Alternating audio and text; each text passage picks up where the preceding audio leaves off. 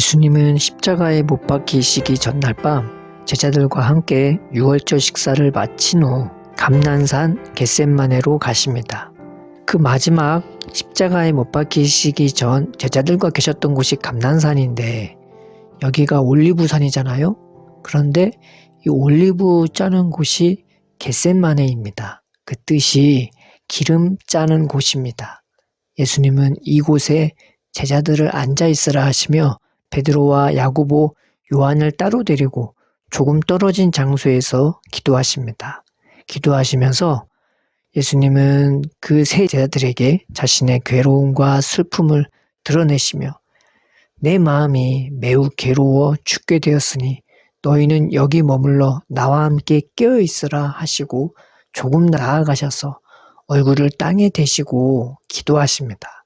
그런 예수님의 기도하는 모습이 히브리서에서 이렇게 묘사됩니다. 6장 7절에 그는 육체에 계실 때에 자기를 죽음에서 능히 구원하실 이에게 심한 통곡과 눈물로 간구와 소원을 올렸고 그의 경건하심으로 말미암아 들으심을 얻었느니라. 예수님은 겟셋마네의 이름의 뜻과 같이 기름을 짜듯 온 혼신의 힘을 다하여 통곡하고 울면서 간구와 소원을 올리며 기도한 것입니다. 또 다른 복음서에서 예수님이 힘쓰고 애써 더욱 간절히 기도하시니 땀이 땅에 떨어지는 핏방울같이 되었다고 기록되었습니다.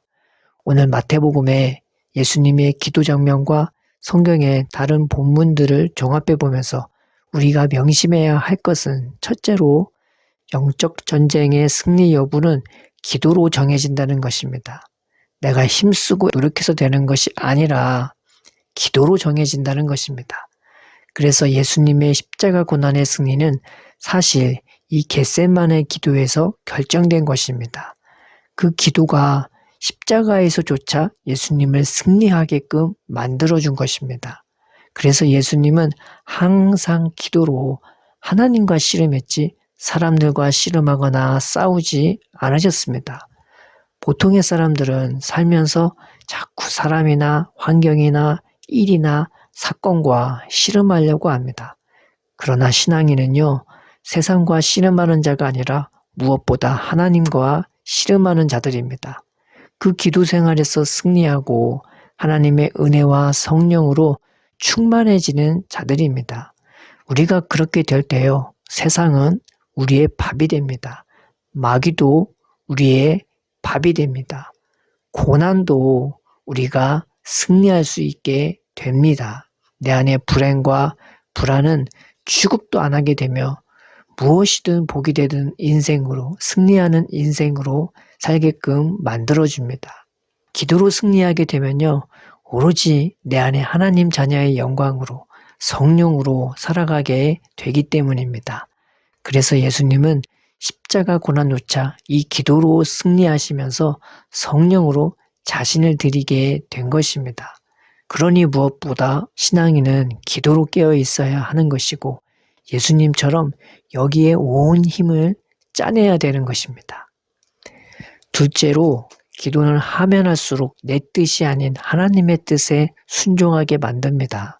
기도는 내 목적 이루려고 중언부언하거나 주문 외우듯이 반복하는 것이 아닙니다. 그렇다고 감정만 쏟아내는 시간도 아닙니다. 기도는 무엇보다 내 마음이 성령으로 인도받아 하나님의 뜻을 깨닫고 그 뜻에 내 온 마음과 힘을 다하여 순종하며 따르며 굳건하도록 만들어주는 것입니다. 그래서 오늘 본문의 예수님의 기도도 점차로 바뀝니다. 우리의 기도는 무엇인가요? 예수님처럼 하나님의 뜻에 순종하겠다는 건가요? 아니면 이 자는 절대 안 됩니다.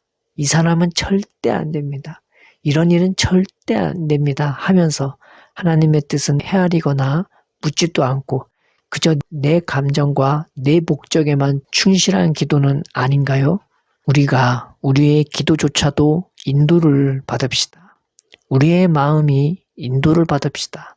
하나님은 우리의 기도를 듣는 분만이 아니라 성령을 통해서 인도해 주시기도 하시는 분이십니다.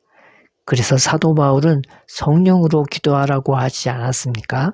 우리가 예수님처럼 기도합시다. 예수님처럼 기도로 승리하고 예수님처럼 기도 가운데 순종하며 예수님과 함께 깨어있는 자가 됩시다. 살아계신 아버지, 우리에게 기도에 사모하는 마음을 주시고 감동을 주셔서 항상 기도로 깨어있게 하시고 기도할 때마다 성령으로 인도받고 응답받게 하여 주옵소서.